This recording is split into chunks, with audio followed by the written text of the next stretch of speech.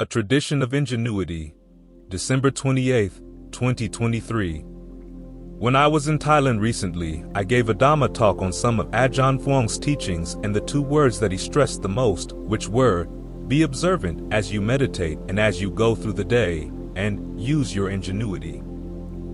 The Thai word for ingenuity is paṭibhāna. It's from the Pali, paṭibhāna. This is an important part of working with the breath, because you've got different energies in the body, and you can do lots of different things with the breath energies, good or bad. If you find that the energy is bad, you have to think of some ways of dealing with it. One of the things we learn from Ajahn Lee's books and Dhamma talks is that he didn't stick with one paradigm for how the breath should flow in the body. He had lots of different ways of conceiving it. Where did he get them? Ajahn Fuang told the story of how Ajahn Lee, when in India, had observed the different rishis and sadhus standing out in the sun for hours on one leg or lying on beds of nails. He asked himself, how did they do that? His way of getting the answer was, of course, to look into his own meditation, and he came up with the answer that they were playing with their breath. This looked like a good skill to master, so he worked on it on his own. He may have gotten some ideas from what he saw of what they were doing, but he kept coming up with new ways in later years too, because his body kept presenting him with new problems. It presented him with a heart attack one time. He had to figure out how to use the breath to work with that, because he was out in the forest, days away from any help. That's where we got method too. But the important thing is that he gives the basic principles and also shows ways of playing with them. After I gave the talk, one of the Western monks who was there, who understood Thai well and had been in Thailand a number of years, came up and said that in all of his years of being in Thailand, he'd never heard anybody use the word ingenuity in a Dhamma talk. That's kind of scary, because when you're off meditating on your own, there can't be somebody holding your hand all the time, telling you what to do. If there's a problem, you've got to figure it out. If an approach you've tried in the past doesn't work, you've got to figure out something new. This requires ingenuity. This has long been a principle in the forest tradition, so that's something to be encouraged, using your ingenuity. Maybe the Ajahns nowadays are afraid that their students will go a little bit too far afield. They want to make sure that they're first doing as they're told. That is a part of the practice. We've got the Vinaya, we've got the rules. You don't use your ingenuity to figure out ways of circumventing the rules. But when it comes to looking into your mind, you've got to learn how to think for yourself, to turn your ideas inside and out. As Ajahn Lee would say, when you have an insight, ask yourself, to what extent is the opposite true? He gives recommendations for having the breath flow down the spine, but there are Dhamma talks where he has it flowing up, and you have to figure out, is this the right time for it to go up or to go down? When I was translating Keeping the Breath in Mind, I found that there were various editions and that Ajahn Lee talked about the breath energy in the different editions in different ways. In one edition, he talked about the breath outside the body, like a cocoon around the body, which he didn't mention in later editions. It's a shame that he left that explanation out, because it provides an alternative for times when the breath energy inside the body seems to be a mess and nothing seems to work. You can think about it flowing around outside. Think of the body as having an aura of breath energy, a cocoon of breath energy around it, and ask yourself, where does it feel tangled? What could you do to straighten it out? This principle of ingenuity doesn't apply only to Ajahn Lee or Ajahn Fuang. We notice it in the Ajahn Chah and Ajahn Mahabua as well. They don't use the word ingenuity that much, but they certainly exemplify it. Ajahn Chah in all his many similes, Ajahn Mahabua in the questions he asks, say, around pain or other issues that come up in the mind. He's very good at framing unusual questions, getting at the issue of the relationship between the pain in the mind and the body in different ways, because, as he saw, you can approach pain in one way in one day and get results, and then you try that same approach the next day and you don't get results. After all, pain can be related to different things in the mind. Look at dependent co-arising and you see that feeling appears in the list of factors in lots of different places, lots of different contexts. In some cases, it's included with the different kinds of fabrication, bodily, verbal, mental. So maybe the way you're breathing has something to do with the problem of the pain. Maybe the way you're talking to yourself has something to do with the problem, or maybe it's the perceptions you're holding in mind. Feeling also appears in name and form. There it's associated with attention, intention, perception, and contact. What are you paying attention to when you're suffering from a physical pain? Could you change that? Pay attention to something else? Pay attention in a different way? What are your intentions around the pain, and what intentions do you think the pain has toward you? That, again, is an issue of perception. Maybe the problem lies in how these mental activities interact and are in contact with one another. So the problem of pain, from one day to the next, may be a different problem, which means you've got to use your ingenuity in coming up with a new approach. These things are exemplified in the teachings of the Ajahns, even if they don't talk about it, and you find it in the Buddhist teachings. After all, the word paṭibhāna is a Pali term and it does appear in the canon. It's not in any of the standard lists, except for one very important one. The Buddha is talking about the qualities you need to develop, the things you have to be sensitive to have all-around discernment. One of them is having a sense of yourself. What are your strengths right now in the practice? What are your weaknesses? You measure yourself in terms of 6 qualities, starting with conviction. How is your conviction? Is your conviction strong or is it weak right now? Are you convinced of the Buddha's awakening, or are you convinced of other teachings that you've picked up here and there? Are you convinced that you can follow what the Buddha taught? Then there's the question of virtue. How meticulous are you about your precepts? And how about your generosity?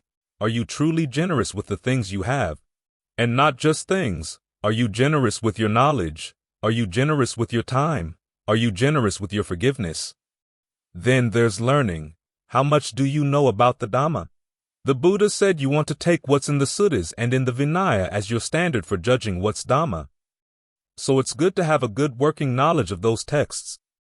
You may think about the Thai Ajahns not knowing much about the suttas, and in some cases that's true, but they certainly knew a lot about the Vinaya, that's for sure. And actually, the more you read in the suttas, the more you see that the analogies that Ajahn Lee and Ajahn Chah would use were often rooted in something in the suttas, such as Ajahn Lee's simile of the cook. In the canon, it simply says that the wise cook knows how to read what his master likes. Ajahn Lee adds that a good cook also knows how to vary her offerings. It's good to have some knowledge of the Dhamma and Vinaya so that you can compare your insights when they come up against that knowledge, because that's one of the tests. Say you have a vision of a deva or the Buddha coming to talk to you. Whether it really is a deva or really is the Buddha is not the real issue. The real issue is, what are they saying, and does it fit in with the Dhamma? The more you know of the suttas, the more you know of the Vinaya, the better chance you have of figuring out if what they say is in line with the Dhamma or not. And even when it's past those tests, the next question is, does it really work?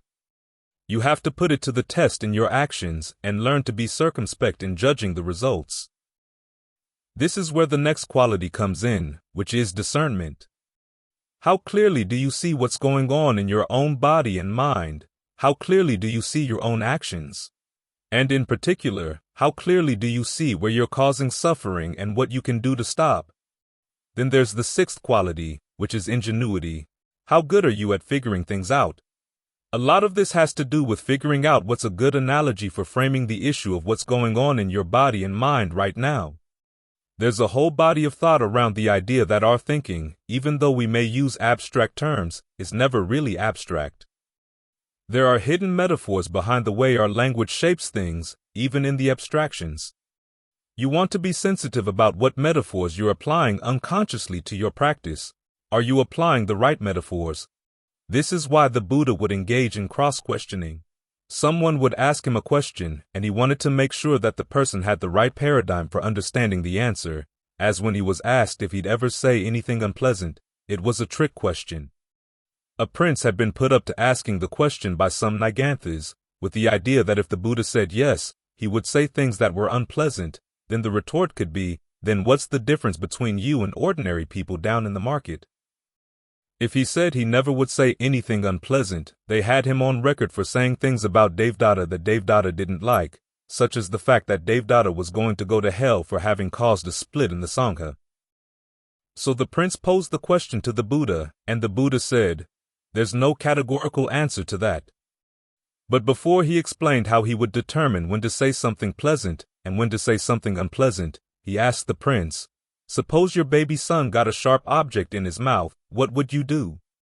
The prince said, "I'd hold his head in one hand, and with my other hand use a finger to get the sharp object out, even if it meant drawing blood. Why? Because I have compassion for the child." The Buddha said, "In the same way, there are times when you have to say something harsh out of compassion." Then, having given the paradigm, he gave the answer. So when we read the similes in the Buddhist teachings and teachings of the Ajahns, they're not just there for decoration, they're there to help us understand, to give us the right pattern for thinking. It was the Buddha's ingenuity that made it possible to see what precisely was the appropriate analogy in any given case. There's a sutta where a monk has been asked by a prince who was a relative of his if making a wish for results makes a difference in the practice. The monk answered, "Whether you wish for results or don't wish for results, if you do the practice correctly, you're going to get results.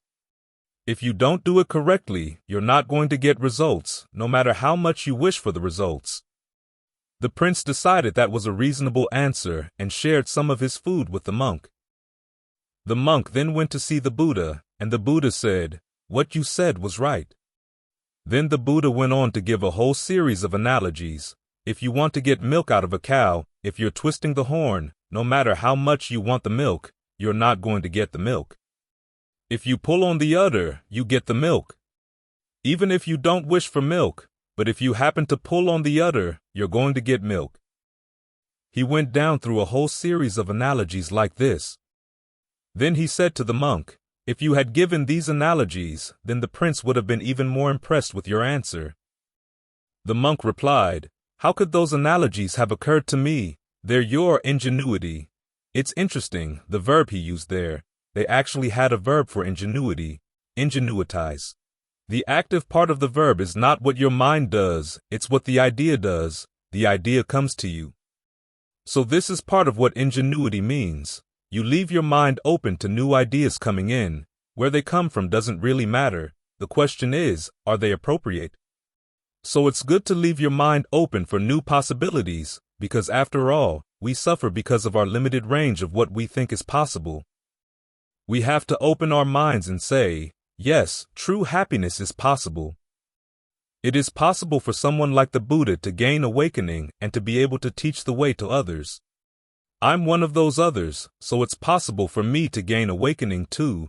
That's what conviction is all about. Think of the Dhamma as opening possibilities in your heart and mind that weren't there before, things that you had closed off without having even thought about it. Then try to develop this quality of ingenuity in yourself. The Buddha encourages it in his meditation instructions. You read the 16 steps, and they're like a set of 16 riddles. They start with 2 steps, discerning short breathing, discerning long breathing. What does it mean to discern? Do you simply watch willy-nilly to see what the breath does on its own, or do you try to explore cause and effect?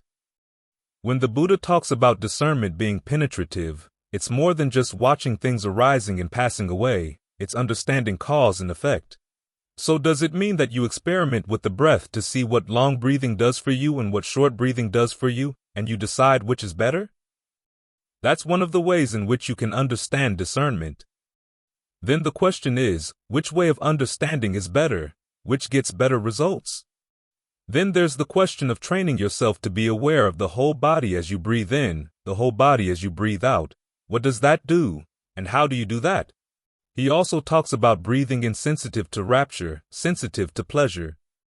What if you don't feel any rapture? You don't feel any pleasure? What do you do? Where are the potentials for those things, and how do you develop them? We know that when rapture and pleasure do come, you're supposed to spread them through the body. How do you do that? Ajahn Lee gives some answers with his analysis of the breath energies. That's something to fill in some of the blanks. But there are still a lot of blanks in the steps he gives. The same with the factors for awakening. The Buddha says there are potentials in the body for calm and concentration. There's a potential for energy, and you should pay appropriate attention to those potentials to develop them. Where are those potentials? He leaves it to you to find out. In other words, he's encouraging you to explore. We're not here just copying and pasting the Buddha's discernment into our minds. He's giving us questions to ask and telling us which sorts of questions don't get results, which sorts of questions do get results. But it's up to us to formulate the questions for ourselves so that we can find useful answers. That's where the ingenuity comes in. So think of this as a tradition of ingenuity, a tradition in the sense that it directs you to ask questions, and it gives you an idea of what some of the possibilities are that following this path can do. Then it encourages you to follow the Buddha's example in being ingenious in figuring out how to get past problems. We have the example of the tradition, that all the problems in the mind that could get in the way of awakening have been solved by somebody, someplace. So take that as encouragement. That's a possibility you should be open to. See what that kind of openness does for your mind. The need for agency. January 16, 2023. When you look at the Buddha's 16 steps for breath meditation, you see that in every case he's telling you to do something. In fact, you train yourself to do something. You very consciously look at your actions to see whether they're in line with what the Buddha recommended, and if not, you figure out how you can change them. This is a point that seems so obvious that you wonder why anyone would have to mention it. But there are a lot of people out there who teach some very strange things about meditation, that it's not a doing at all. Some of them explain this idea by saying there is no self, therefore there's nobody doing anything. There are just causes and conditions, and you simply get out of the way to allow them to do their own thing. This evening I heard a new twist on that theme, that trying to interfere with the way things do their own thing is clinging, so if you stop interfering, there'll be no clinging, and therefore no suffering. Now, there is a point in the practice where you apply the perception of not self to everything to let go of everything. Some people feel that if that's where we're going, we might as well start out with that, but you can't start out with that. You're actually suffering, no matter how much you say you aren't. There has to be a sense of you doing the path here before the path can take you to the point where you no longer need a you. Until then, you're the one who's responsible for following the path. This is why the Buddha says, the self is its own mainstay. It's as if people had the cheat sheet on the enlightenment test and they knew all the right answers. Question 1 is answered with B, question 2 is answered with and so on. They know all the letters for the multiple choices, but they don't really know what the questions are, and they don't know what the letter for the answers represent either. If you're going to gain any discernment, you have to look at what you're doing, see where you're causing stress, and then you can change. Some of the change comes from what other people tell you to do. Some of it has to come from your own powers of observation, because your discernment is the factor that's going to make the difference. You can borrow other people's discernment for a bit, but real discernment depends on your own sensitivity to what you're doing and to the results you're getting from what you're doing. That's how the Buddha talks about his own quest for awakening. He tried this, he did this, he developed these qualities, and then he saw that the results were lacking, so he figured, what else could I do? He went to 2 teachers and put their teachings to the test by putting them into practice. He didn't get the results he wanted, even though he had completed that practice to the satisfaction of the teachers, but it wasn't to his own satisfaction. So he tried self-torment. That didn't work either. Then, he finally got onto the right path.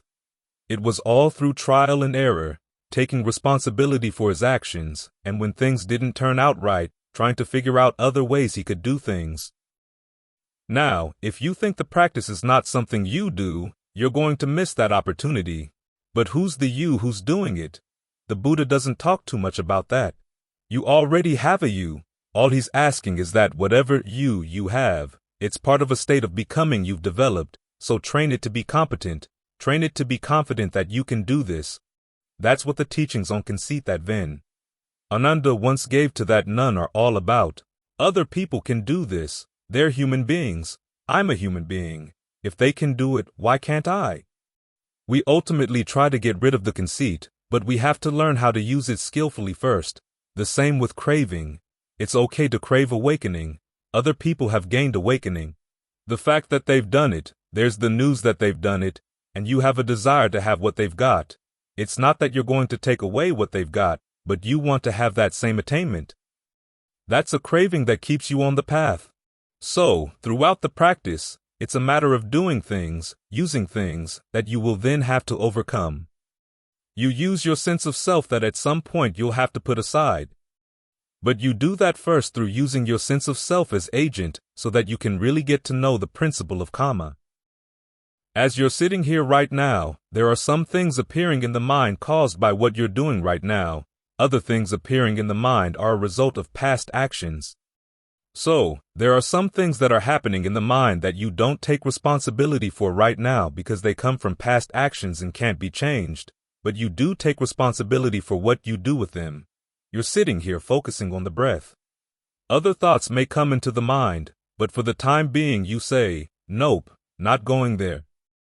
You do your best to make the breath interesting and to make the skill of meditation interesting, to get some satisfaction, not only out of the comfort of the breath, but also out of the fact that you've developed some skills and you can use them. There's a real pleasure that comes from mastering a skill. It's not the same as simply having a pleasant sensation. There's a real sense of joy and agency. I mentioned the other day the case of the psychologist who was observing infants and noticed that one of the things that makes them happiest is when they see they can do something and get a result, and they can repeat it and get the same result. They've realized they figured something out. You do this action, you get that result. That sense of agency, that sense of figuring out cause and effect, makes them really happy. On the other hand, you can think about people in depression. It usually comes from a sense that they've lost their agency. They've tried to find happiness, but they've been stymied in every direction, so they just give up. So a sense of agency is something that really gives happiness to the mind. What we're doing in the practice is to take that desire for agency, and we try to use it really well, to develop it as a skill. There's a sense of the you who can do these things, the you who's trying to benefit from them, and the you who comments on what you've done, notices the patterns, and then begins to judge. What kinds of actions really are worth doing? Which ones are not? Now, for the most part, we've created a lot of suffering that way, by going for things that seem to give rise to happiness but ultimately don't. Or, whatever happiness they do give rise to stays for a while, laughs in your face and runs away, and then you're left with the suffering. So, the Buddha's not saying, just give up. That would put you into a depression. He's saying, be more observant. Be clearer about what you're doing and the results you're getting. He gives you some advice as to where to focus your actions, what kinds of actions to master. But then he says that a lot of it is up to you. This is why he asks for students who are honest and observant. It's also why he said that the Dhamma is nourished by commitment and reflection. You commit to doing it, and then you reflect on the results of what you've done. Then you take your reflections and use them to inform your next action, and your next.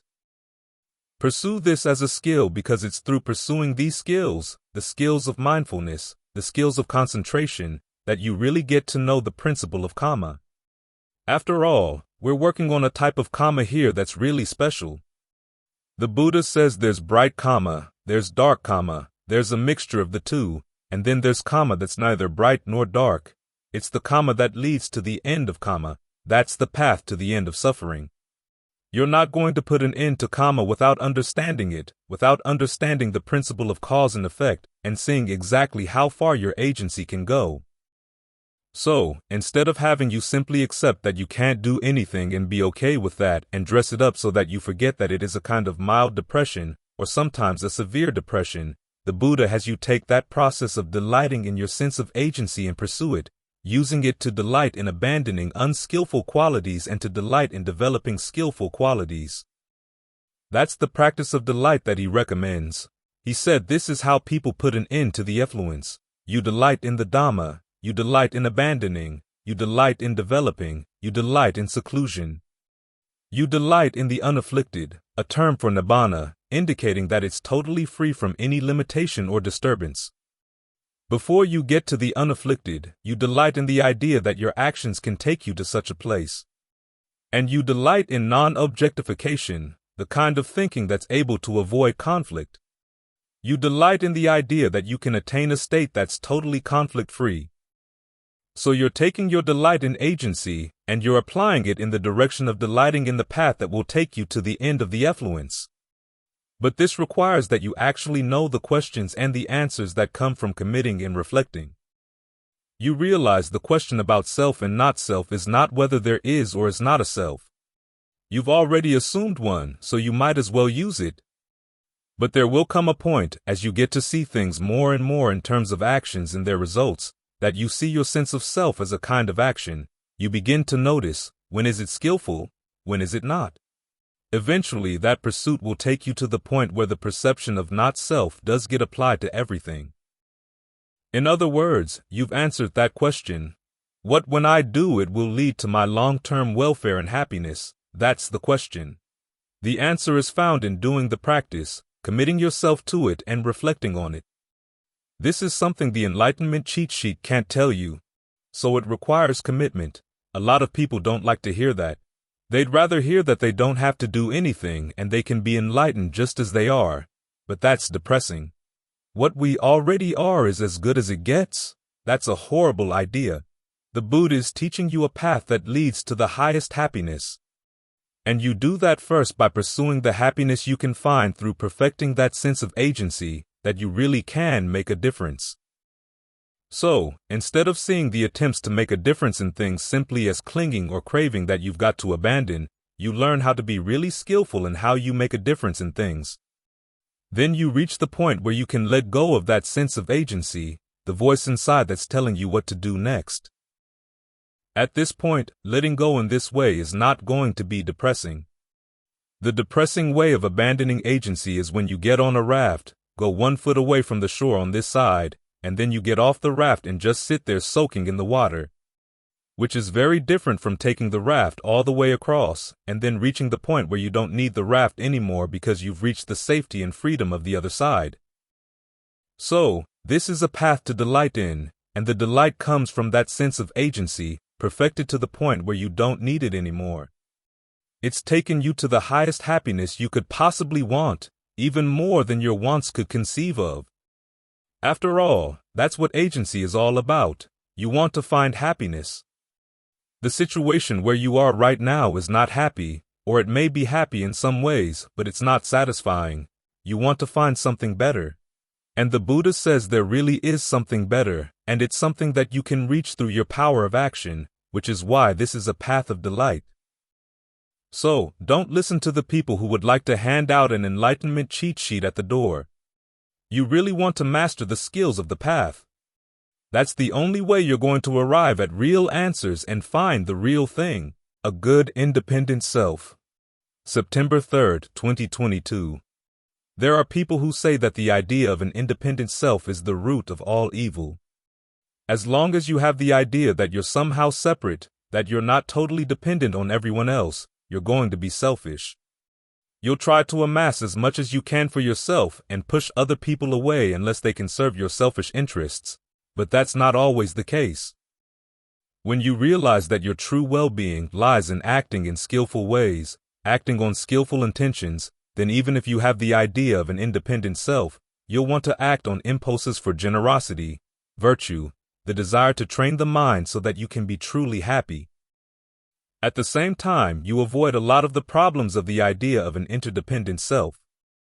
For instance, if everybody were interdependent, nobody could gain awakening through his or her own efforts. That would mean that the Buddha never gained awakening. We'd all have to gain awakening together. You know how long that would take. When the Buddha was asked whether the whole world would gain awakening, only half or a third, he refused to answer, because it's going to depend on each one of us deciding independently that we want to take up the path and follow it all the way through. The idea of an independent self also has the advantage of reminding you that if you're going to look for goodness in the world, you can't always depend on it coming from outside. You want your goodness to come solidly from within, independent of the ups and downs of the world. After all, look at the world we live in. It's not 100% pure, not 100% compassionate. When you look at interdependent systems in the world, you can see that it's not the case that they're designed for the well-being of everyone. We're having a heat wave now. Someplace, somebody's having good weather. If we weren't having our heat wave, they wouldn't be having their good weather. There have been times in the past when we've had good weather that's caused other people to have bad weather. So it's not the case that interdependent systems are reliable. In fact, it's because they're unreliable that the Buddha said we've got to get out if we want to find a dependable happiness. Each of us has to make that decision for him or herself and follow the path him or herself. That means we have to learn how to make our goodness independent. It's a good practice when, for example, you're suffering from a disease and there are a lot of things you can't do, you can still think thoughts of goodwill. That way, the goodness and happiness of your mind don't have to depend on the health of your body. Think of the case of the Buddha. Devadatta had rolled a stone down a mountain trying to kill the Buddha. Fortunately, the stone crashed against a rocky promontory and so was diverted. But it broke into some slivers, and one of the slivers pierced the Buddha's foot. It was very painful. They were able to get the sliver out, and he had to lie down and rest. Mara came and taunted him, saying, "Hey, you sleepyhead, why are you moping here?" The Buddha said, "I'm not moping, I'm lying down with sympathy for all beings." That can mean two things. One is that he looked after himself so that he would be able to continue his work of teaching. But also, while he was lying there, he was thinking about all beings, not just thinking about himself. When you do that, it lifts the level of your mind. Remember the image of the salt crystal. If your mind is expansive, then whatever painful results you're experiencing from past karma will be greatly reduced. Just as when you throw a salt crystal into a large river of water, even though you've put some salt in the water, there's so much more water than there is salt that you can still drink the water and it won't taste salty at all. So look inside yourself for the sources of goodness. They're there. They start with the desire to find true happiness. Around that desire, you're going to develop a sense of self, and you'll find that your sense of self will start out with a lot of the bad habits of your old senses of self. Every becoming has a sense of self, or more accurately, three senses of self playing three roles. The first is the self as the agent who's going to do the work that needs to be done to find the happiness on which that particular state of becoming is centered, or the desire on which it's centered. Then there's the self as the consumer who's going to enjoy the results. Then there's the self who comments on how well the agent is doing its job, offering recommendations for how it might improve. We're still going to use those three senses of self as we practice, but we have to train them so that the self as the consumer raises its standards, the self as the agent gets more energetic and skilled, and the self as commentator knows how to talk so as to spur the agent on to do good things. It'll have to offer criticisms when it's necessary, but not in such a way as to kill your motivation, because you've got to keep your desire to practice going strong. As long as you're working on concentration, there has to be the desire that acts as a center, as a kernel for the state of concentration, and you don't want to snuff that out. So you've got to train your inner critic to be a useful critic. You read so much about how you should try to get rid of the inner critic because it's toxic. But then who's going to make recommendations? Who's going to be able to look at what you're doing and give suggestions? Teachers can't step into your mind and give suggestions. You've got to absorb their values and learn how to use them yourself. Think about the Buddha's way of teaching. There was instructing, but then there was also urging, rousing, encouraging, giving you energy. In fact, even when he talks about self, the self is its own mainstay, the self as its governing principle. It's what you might call the idea of self as a performative truth, something that's meant to make you perform well, that rouses you, urges you on, that, yes, you can do this, and yes, you'll benefit from it. And yes, you do have the resources inside. What have you got? The three kinds of fabrication. You're breathing, you're talking to yourself, you're dealing with perceptions and feelings, but you can learn how to do all three of those things in skillful ways. You keep on breathing, but now you breathe in different ways. You breathe with the whole body. You think of the breath energy coming in and out from different parts of the body. You explore the nature of the breath energy in the body as a whole. When the Buddha talks about the in and out breath, he doesn't classify it as a contact at the body. He classifies it as part of one of the properties in the body itself, so the breath is already there. The air just comes in and goes out. That's what makes contact. But the breath energy in the body, which brings the air in and lets it out, is something you want to explore, and it has lots of potentials. The same with the way that you talk to yourself. You can talk to yourself in ways that destroy your desire to practice, but why would you want to do that? Your inner critic may be good at putting you down, but you have to ask the critic, what does the critic get out of this? Who's benefiting? There may be some parts of the mind that would rather not practice, and they put on the voice and the appearance of your inner critic. But you've got to take that role back and make it serve the Dhamma. So here you're talking to yourself about the breath. Talk to yourself about how well the mind is settling down with the breath. What can be done to fix the breath if they're not settling down together? What can be done to the mind? That's useful conversation, useful criticism. And finally, feelings and perceptions. We have our old perceptions that we keep plastering onto things, but those can be changed. The Buddha gives us so many useful perceptions to apply. Think of all the different skilled craftspeople that the Buddha recommends that you imitate: a good cook, a good archer, a good soldier, even a good elephant, a good horse, a well-trained horse. You think about the trained animals, they don't start out trained. It takes a while for them to get used to being trained, but then they develop those abilities, they can do it. If animals can do it, why can't you? Think about the nun, Sister Dantika, who spent the whole day meditating in the forest without getting good results. She comes out of the forest and sees an elephant with a trainer. The trainer says to the elephant, "Okay, give me your foot." The elephant lifts his foot in such a way that the elephant trainer can use the foot to get onto the elephant's neck. And the nun thinks, even animals can be trained. Why can't I? She's encouraging herself. So think in ways that urge, rouse, and encourage you, because you do have the potentials inside. There are potentials in the body in terms of the breath element, the water element, earth, fire. There are potentials in the mind, the potential for stillness and rapture. It's in this way that the perception of self, when it's skillful, can actually help you along the path. We hear so much about how the 5 aggregates lie beyond your control, but they're not totally beyond your control. If they were totally beyond your control, you wouldn't have the illusion that they were you or yours. As the Buddha points out, right concentration is made out of the 5 aggregates. You can control them to that extent, to give rise to concentration and stay there. It is possible, they have that potential. And it's not just the Buddha's aggregates, or Ajahn Mun's aggregates, or Ajahn Lee's aggregates.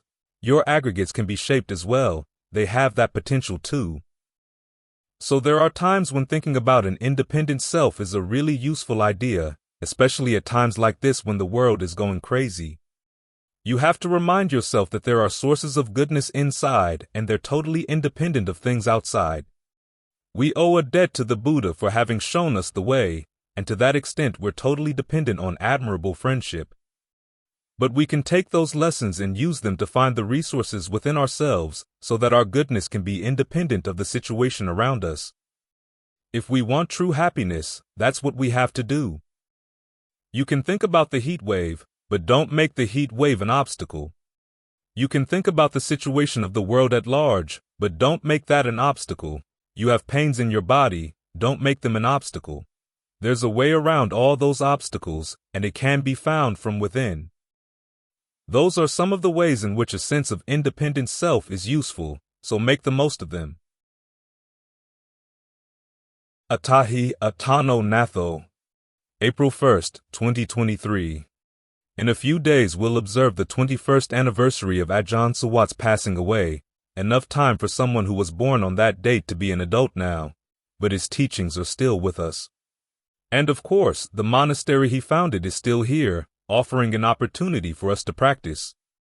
So it's good to extend thoughts of gratitude his way. Of course, the best expression of gratitude is to continue the practice every day, to take his teachings and make them your own. Each of us fabricates his or her experience, so our understanding of what he had to say, what he had to teach, is going to be filtered by the way we fabricate things. This is why the Buddha, when he was teaching Rahula, started out by saying, "Be truthful." So try to register correctly what you experience and what you're doing. Then, be reflective. Look at how well what you've learned is helping you. If it's not helping you, there are 2 possible problems. One is that what's coming in from outside may not be good. The other is that you haven't learned how to put it together well. A lot of times, both things are the problem. When you make up your mind that you really are convinced by what the Buddha had to say, you want to listen more carefully to what he had to say, and every teaching that's in line with what he had to say, to make sure you get the message right. Then figure out, something is wrong still. Where is it wrong? It's wrong in how you're putting things together. You have to learn how to correct yourself. The teacher is there to help make suggestions, give pointers, but ultimately the work is up to you, in being truthful, in being reflective, in being observant as you reflect. Ajahn Suwat made this point again and again. All the forest Ajahns would talk about how much you have to depend on yourself, because all of them had to depend on themselves. Most of them came from very poor backgrounds. Ajahn Suwat apparently had 8 siblings, born in a very poor part of Thailand. What he became was what he made of himself. In other words, he had to pull himself up by his bootstraps. You can imagine how audacious that may have seemed in Thai culture in those days, that the forest tradition took birth among people who were at the bottom of the social ladder. But they saw that the Buddhist teachings were available and that they were good. They decided to lift themselves up to be worthy of those teachings. So try to follow their example and listen to what they have to say. One of Ajahn Suwat's favorite sayings was that each of us has only one person, ourselves, that we're responsible for. We have to be responsible for listening to the teachings properly, looking at our behavior, seeing where our behavior doesn't measure up, and then figuring out what we can do to make it measure up. It's a matter of skill, and you can't make other people skillful.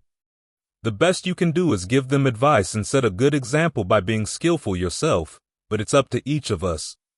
So we reflect on what we're doing, how skillful we are. We have to be responsible for ourselves. Our problem is, all too often, we're trying to be responsible for other people. We try to say, they should do this way, and they should do that way. Our own work gets tossed off to the side, neglected. Like right here, focusing on your breath. No one else can focus your mind on the breath. I can stay here and keep repeating over and over again, stay with the breath, but that doesn't focus your mind on the breath. It gives you an idea of maybe what to do, but it's up to you to exercise your mindfulness and alertness, and to make your mindfulness and alertness better and better, so that you really can stay with the breath. That's the element of ardency. That's what you're responsible for. You're doing this because you know that your thoughts, your words, and your deeds are your contribution to your experience of the world, and also to everybody else around you. So in looking after your own well-being, your own skill, you're helping other people as best you can. This relates to another comment Ajahn Suwat made one time. There was a teacher in Thailand who had taught that all the Buddhist teachings boil down to, don't be selfish. The Thai way of saying that is, don't look out for yourself, the implication being that you should look out for others instead. They even took that phrase and made a little Buddha sketch out of it. In the Thai it's Ya Hen Ke Tua. Ya, which means don't, became the head, Hen became the neck, Ke became the shoulders, arms, and torso, and Tua became the legs. The little diagram was all over Thailand because the teacher was famous. Ajahn Suwat took issue with that message. He said, you do have to look out for yourself. After all, who else is going to look out for you? The question is, do you look out for yourself in a skillful way? If you really look after your true best interest, it's not going to harm anybody. Too many people see that our choice is either that we help ourselves or we help others, but that we can't do both. Yet the Buddha's insight is that if you really are helpful to yourself, it's going to spread out. It's going to be helpful to other people too, because you're looking for happiness in a way that doesn't harm anybody. If you harm others, it's going to come back and harm you. So we have to work on this skill, and it's a skill that requires work, persistent work. It's not that we jump from being totally unskillful to totally skillful all at once. It's success by approximation.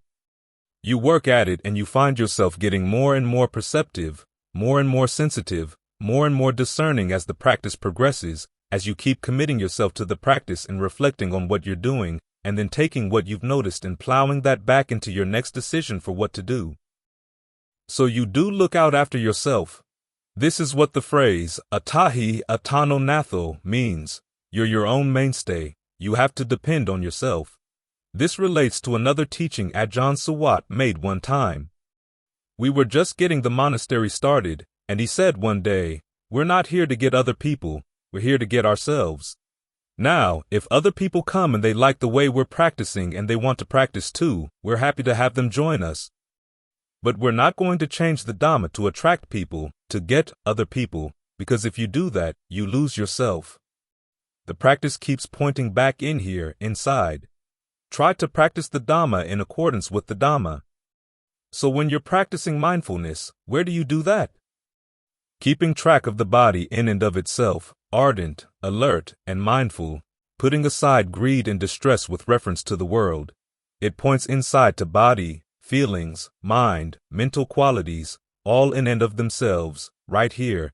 That's where the work is to be done. That's your frame of reference. Other people are just thoughts in that frame of reference. They're not the focus. The focus is on what you're doing, because what you're doing is what shapes your experience and shapes the world around you. So you want to shape it well and take responsibility for your actions. That means being truthful and admitting your mistakes. The Thai term for responsibility, Kham Rap Fit Chop, means that you're willing to accept what was right and what was wrong in your behavior. In accepting it, you admit that you're the one who made the choice, and you're the one who'll have to face the consequences. So when the consequences depend on what you do, you pay careful attention to what you're doing. Don't let your focus get distracted outside. There's an aspect of the practice that has an impact on other people, but it comes down to the qualities of your mind.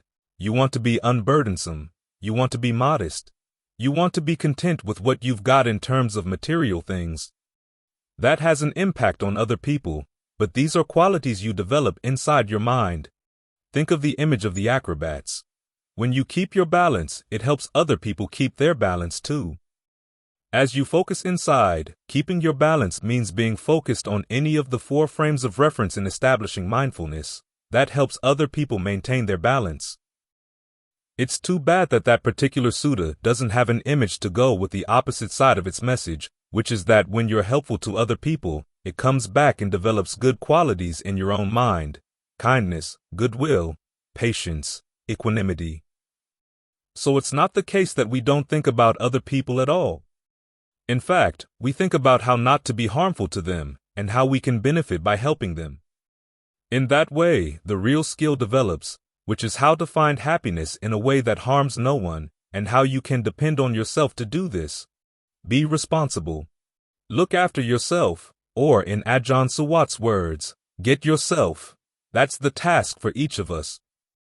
As we focus on that task, that's how we show our gratitude to the people who've maintained the teachings of the Buddha, the Dhamma, through all these generations, and especially for Ajahn Suwat, for his desire to start a place like this where people of all races and nationalities can come and practice together in an environment conducive to the practice. So we've got the trees, we've got the orchard, that's conducive. Try to make your attitude conducive as well. Swept downstream. April 11th, 2023. An issue came up in our Zoom meeting yesterday. One of the people was commenting on how he first encountered that questionnaire about things being anicam, dukkam, anatta. Anicam usually was translated as impermanent. The question is, if something is impermanent, is it easeful or stressful? He said he didn't see any direct connection between things being impermanent and their being stressful, because with some things, when they're impermanent, it's actually good. When a disease is impermanent and goes away, that's a good thing. Or if a bad situation of any kind is impermanent, that's a good thing. But when you translate anicam as inconstant, that helps you to see the connection. Something that's inconstant is undependable, unreliable. Ajahn Chah's translation in Thai is mai nay, which means not for sure. When you see that something is unreliable and not for sure, you realize, okay, it is stressful. Whatever comfort you've gained from it so far, you can't depend on it. It's going to change at some point, and you don't know when, which means you have to be prepared. That's stressful. As we chanted just now, the world is swept away. Time is passing. If you could see time pass, it'd be whizzing right past you all the time, without rest. You wonder, where can you settle in? Every place you'd settle into would be whizzing past, whizzing past.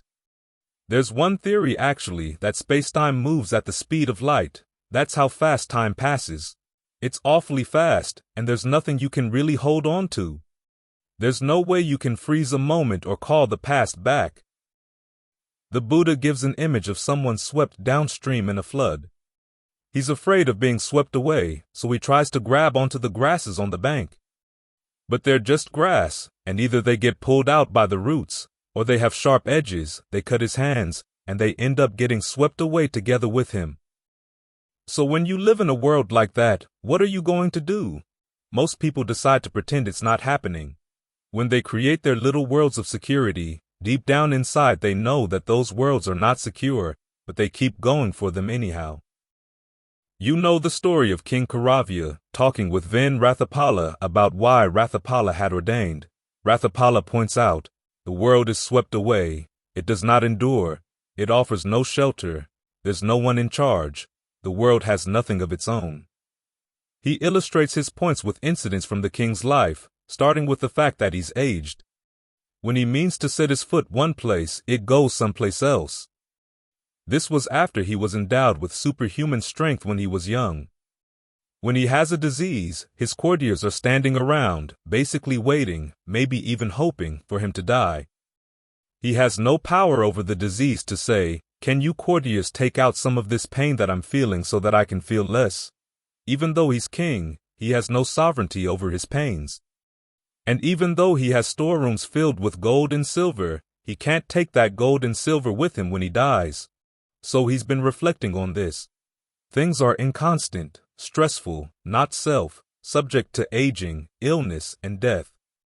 Then Rathapala asks him, if a reliable person were to come with word that there was a kingdom to the east with a weak army but lots of wealth, and you could conquer it, would you go for it? Even though the king has been reflecting on the impermanence of life and how he can't really hold on to anything, he'd still be willing to send his army out to kill and plunder so that he could have more wealth. As Rathapala points out, this is what is meant by his fourth Dhamma summary: we're a slave to craving. These things keep slipping past, slipping past, slipping past, yet we keep trying to come back to them because we don't see anything better. When the Buddha tells us there is something better, we don't really believe him. It seems like the path there is awfully stringent and requires a lot of us. But then, just taking what seems to be the easy way out requires a lot of us too, because it means we're subject to the fears of what's going to happen when we die. If you haven't gained the Dhamma yet, you're not really sure. You say you take refuge in the Buddha, the Dhamma, and the Sangha, but do you really take refuge in them? Where do you take your refuge? As Ajahn Mahabua says, for most of us, the reality is, Kilasam Saranam Gacchama, I take refuge in defilement. We look for some fun in thinking about sensuality or in getting worked up and angry about something. There's a pleasure there. You've got the whole list of the defilements, and those are where you really look for refuge. It's like an addiction. You know it's bad for you, but to give it up requires effort and imagination. And part of you has too much inertia to make the change. What's going to make you see that you really do have to make the change? How bad do things have to get? You look around. It seems like the world is falling apart. It always has been falling apart, but it seems especially obvious now. We've got crazy people in power who think that war is a good thing, greed is a good thing, lying is okay. We even have monks telling us that the Buddha didn't really mean that we should observe the precepts all the time, that there's a time when killing and lying are moral duties. It's insane. So look at the world, it's swept away, swept away. What are you going to do so that you're not swept away with it? You've got the practice, it's been laid out, it makes sense, so what's the obstacle? This is a question each of us has to ask ourselves, because what you are, this being that you are, which you've taken on as your identity, is made out of a lot of clingings and attachments to things, like the grass on the side of the riverbank. The Buddha lists 5 kinds of grass corresponding to the 5 aggregates.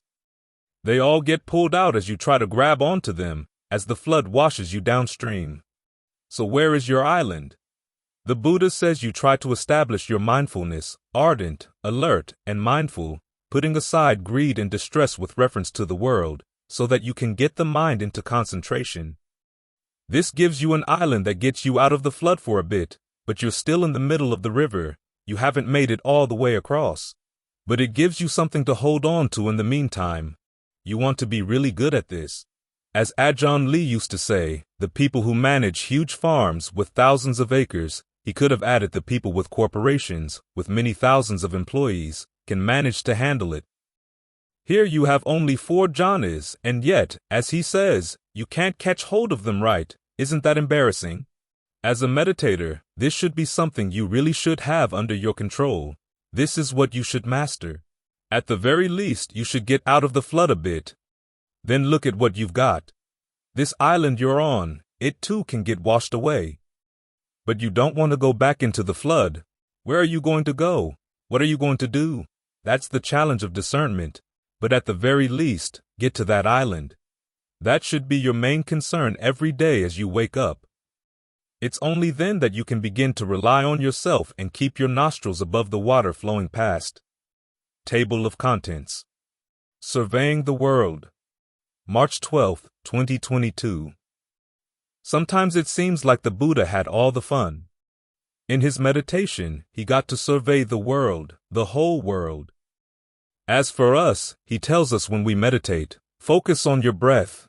We don't get to move around that much. We don't get to expand our horizons. We have to narrow our horizons. But those two facts are connected, because when the Buddha surveyed the world, he surveyed it several times. The first 2 times the lesson kept coming back. Look into your awareness of the present moment. Look into what the mind is doing right here, right now, because that's going to solve the problems you see when you survey the world.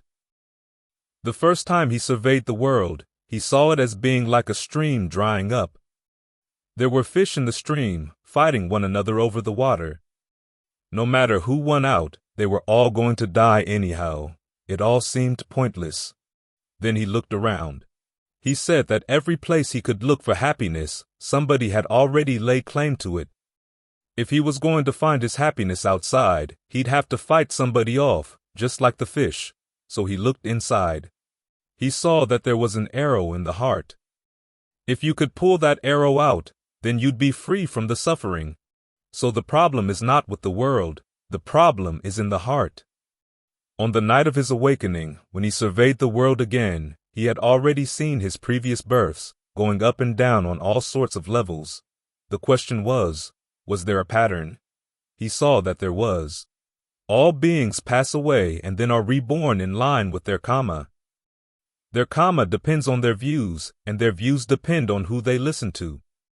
He also saw the complex way karma worked itself out. It wasn't the case that if you did something this lifetime, it would automatically lead to a certain type of rebirth next time around. You were simply adding it to your karmic mix.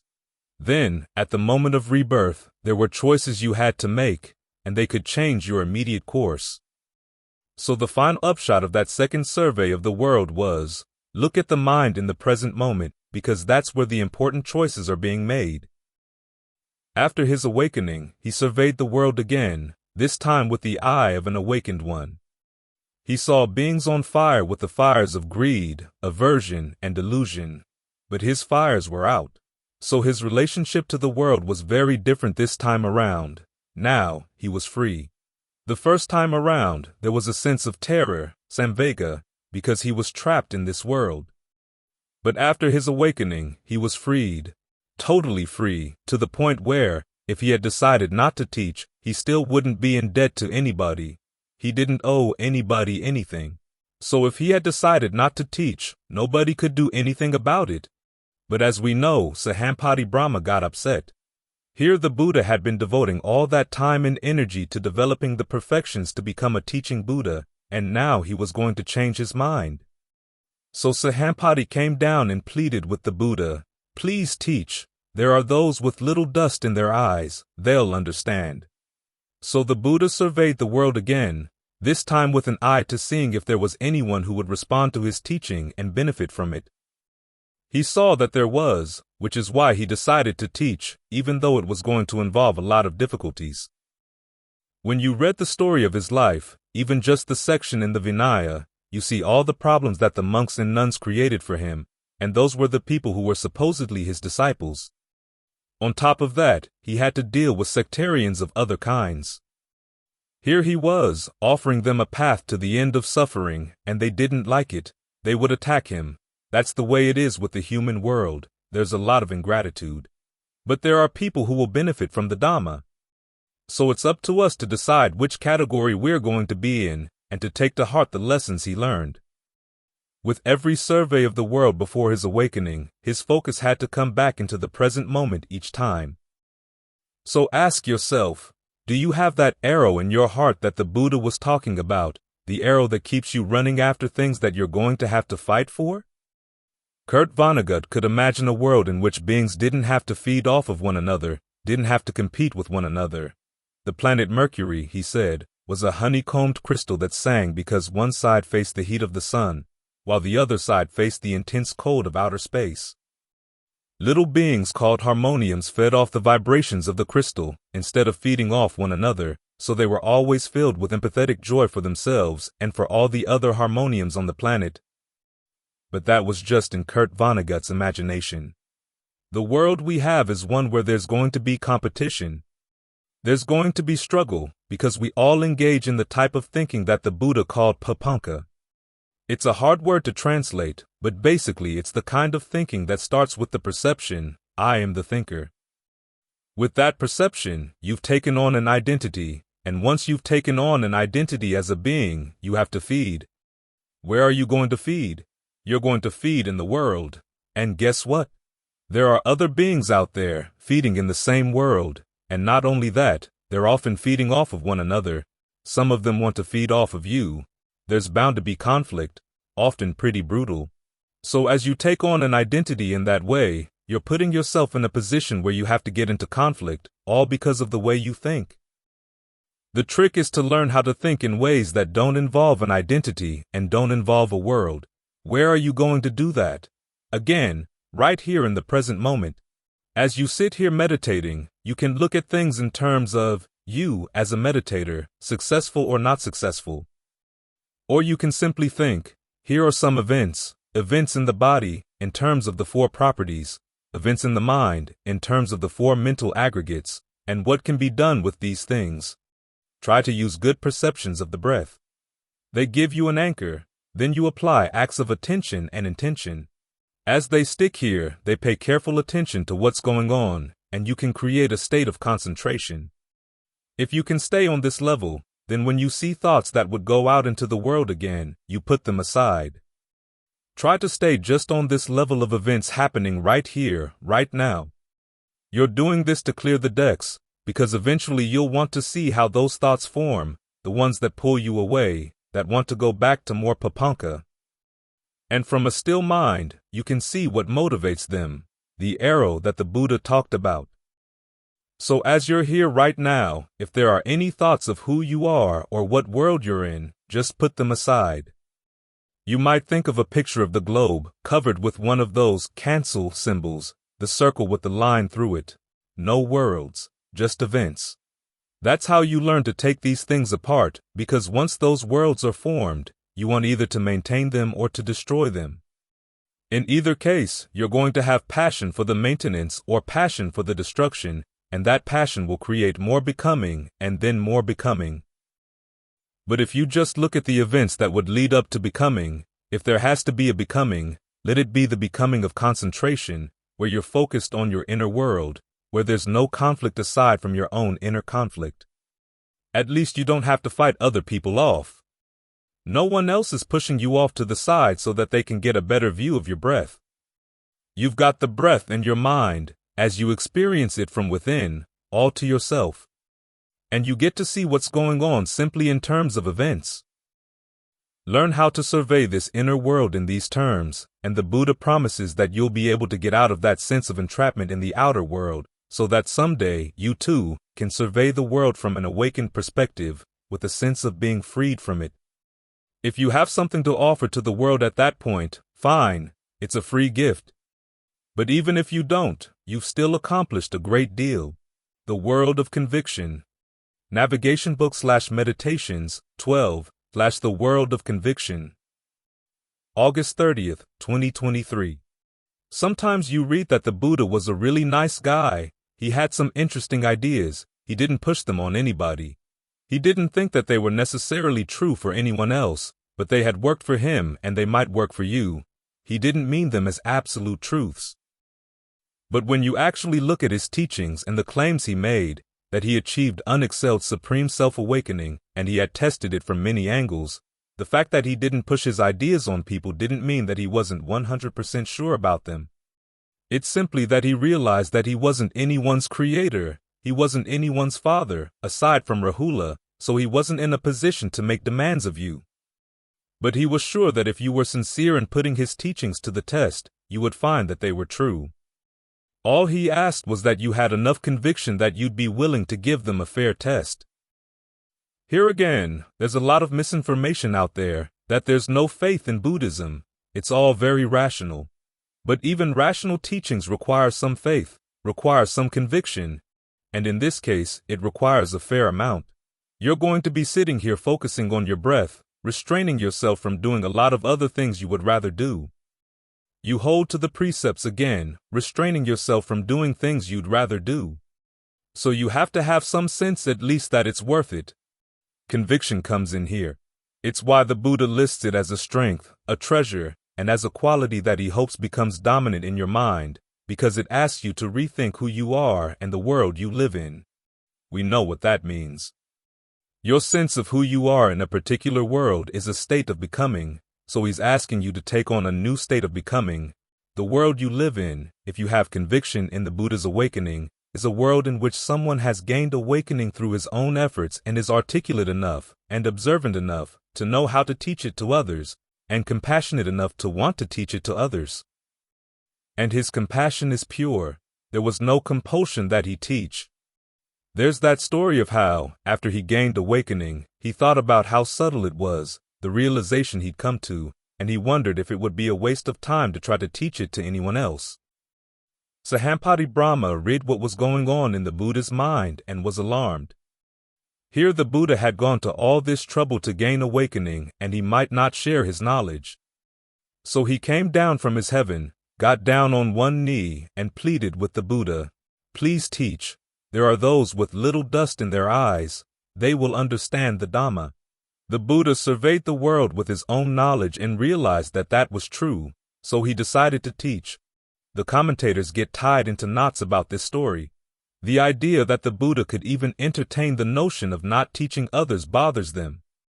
But it's related to the fact that when you gain full awakening, you're totally free of debt, with no obligation to anybody.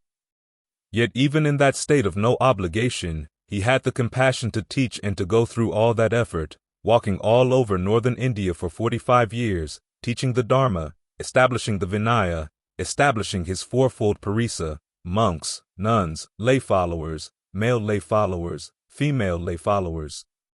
That was a lot of work. So think about that. Here's someone who's gone through all that effort to show the path to total freedom. We live in a world where that path has been shown. What does that mean about us? It means that we have the capability to follow that path. And if we have any sense of gratitude at all, we should really give ourselves to the path. This requires that we straighten out a lot of things inside our minds, because we have many different identities. A lot of them would rather not be bothered. They'd be perfectly content to live an ordinary life. But then there's that part of the mind that would like to be free and feel so stifled by conventional society, conventional values. There's a large part of society that wants to teach you how to treat that part of your mind with disrespect. Years back there was a movie called The Devils about a priest and a nun in the Middle Ages. In the first scene, the nun's walking around with her head off to one side at a 90-degree angle because she's so warped from not having given herself over to natural desires. You could tell where the movie was going, so I walked out, because it seemed so unhealthy to treat the idea that the mind that desires purity, the mind that desires a true happiness, should be mocked. but it wasn't just that one movie. It's a theme throughout our society, making fun of people who want to keep their virtue pure, making fun of people who want to find a happiness that doesn't involve sensuality. The Buddha is saying that if you give respect to the part of the mind that wants genuine happiness, a happiness that's totally harmless, you will benefit. So he's asking you to assume the identity of someone who wants genuine happiness. That will require that you sort out any of your other identities that don't fall in line with that desire, that feel threatened by it. This is what the teaching on not self is for, to realize that the different identities that you have been gathered from who knows where, lots of different places, lots of different situations in which you observe yourself taking on a particular desire and getting some benefit from it. Sometimes you observed accurately, sometimes not. The fact that the observations were not accurate doesn't mean that those particular senses of self are going to be weak, though. Sometimes they're the most tenacious. This will require sorting through your many selves and learning how to disidentify from those that really are not in your true best interest. But it's a noble task. That's the other feature of the Buddhist teachings, that it confers nobility on all the people who practice it. There's the convention of nobility that's based on birth, based on family inheritance, which is always very questionable. Where did they get all that money? Are they really worthy of honor? That's not the kind of nobility the Buddha is talking about. He's talking about the nobility of a mind that wants to find a happiness that doesn't die and is willing to do whatever is needed to find it, as long as it causes no harm. The truths that inform that path are also noble. Someone once asked, "What's noble about clinging? What's noble about craving?" What's noble about them is not so much the clinging or the craving in themselves, but the attitude that the Buddhist truths about these things advise. You realize that your suffering is not caused by anything outside. There may be bad things happening outside, but the fact that the mind is suffering comes from your own actions, your own clingings and cravings. So you're taking responsibility and learning to step back from the very things you cling to, you hold on to, and say, "I need to comprehend these things so that I have no more passion for them." That's what's noble about the first noble truth. The same with the second noble truth. You step back from your craving.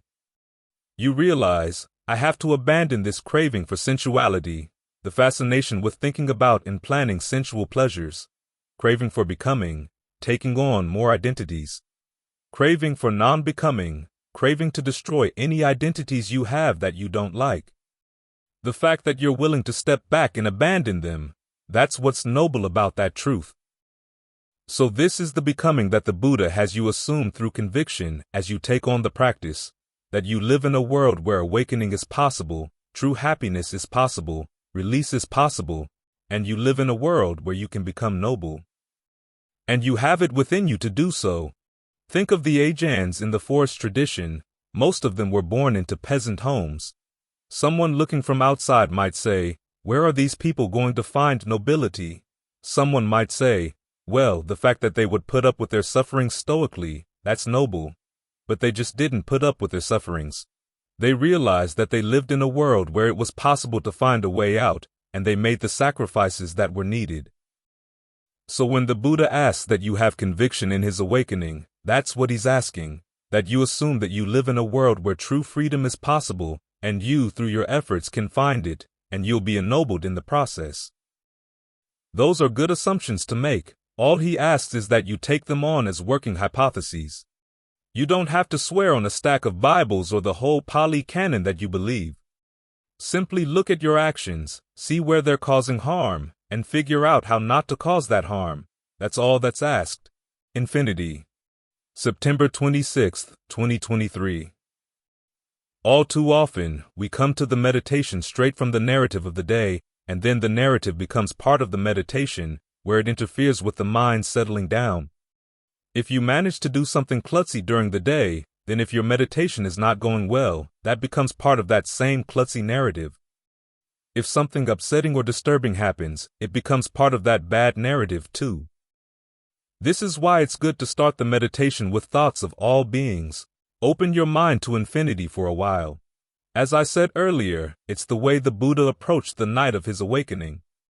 He started with his own narratives, and if you think you have lots of stories from the day, he had eons.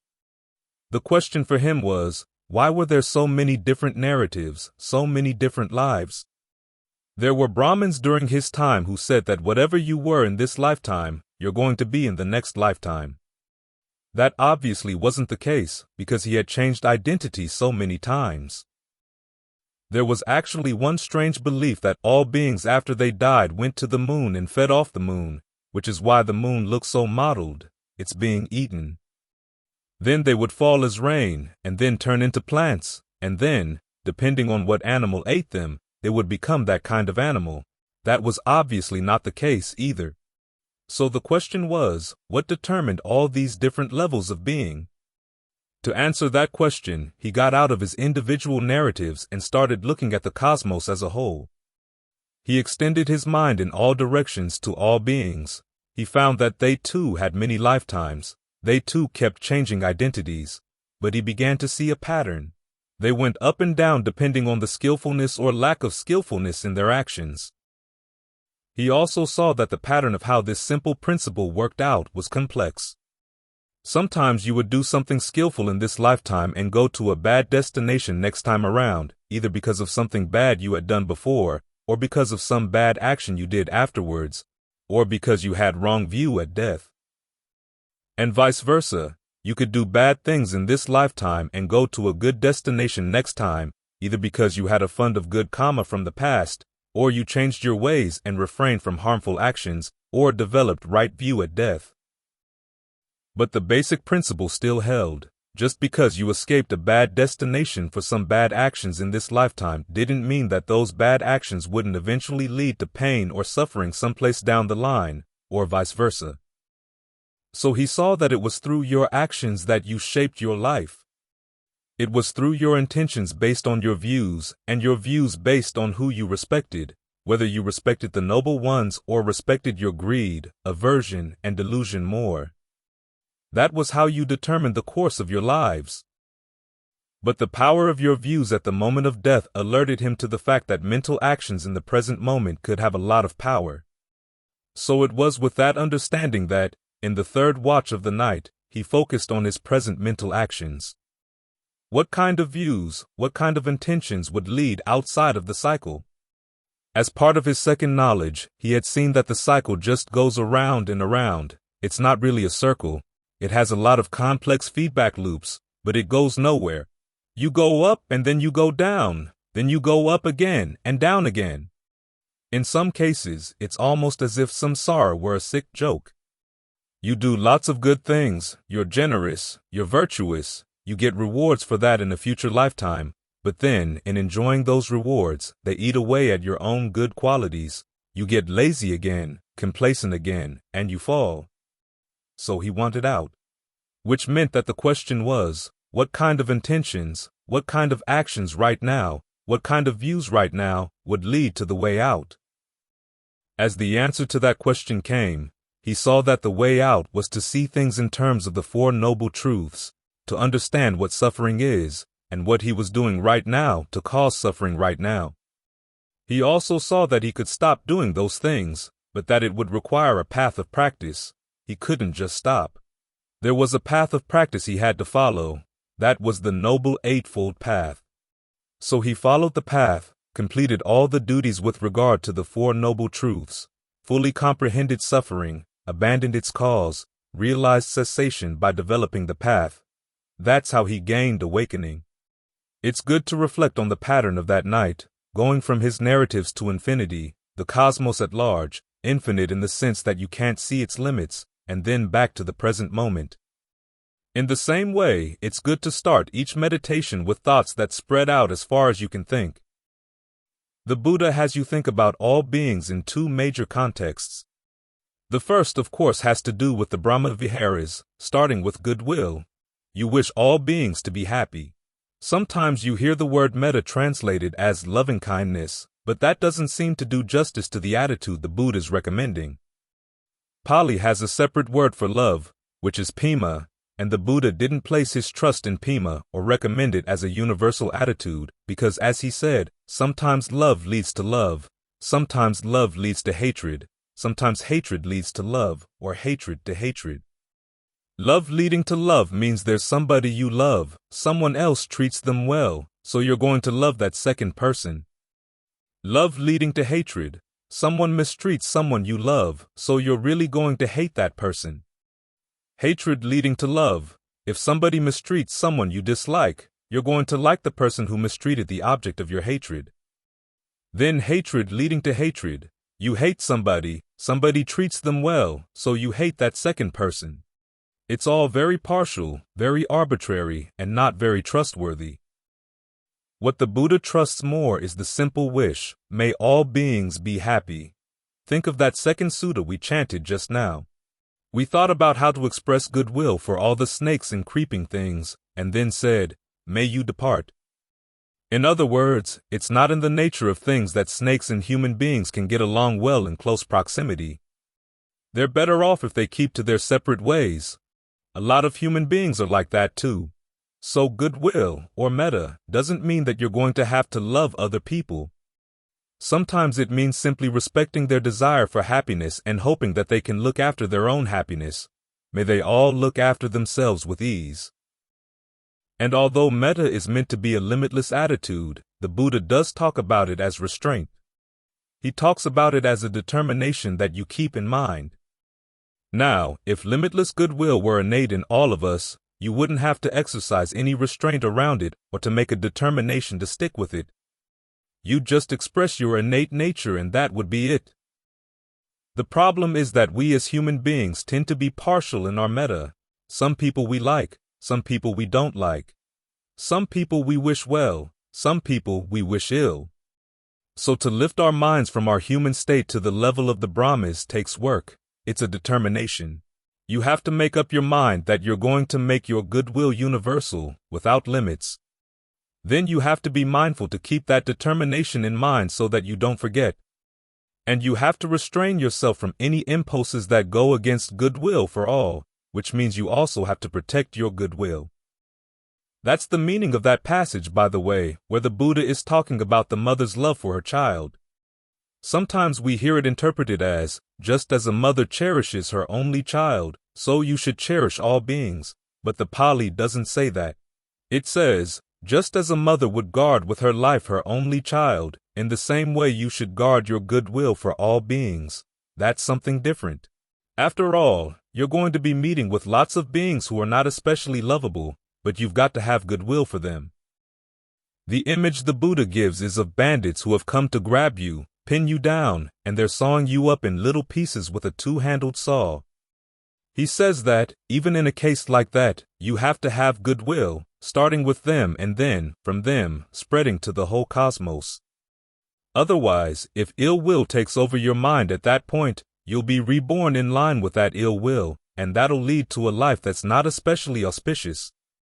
Whereas if you protect your metta with your life, you may lose your life, but you protect a treasure inside that will lift the level of your mind. So as we reflect on goodwill, we realize it doesn't stop with just thoughts of, may all living beings be happy, happy, happy. It's an attitude that you have to protect, to maintain, and to bring into all of your encounters with others.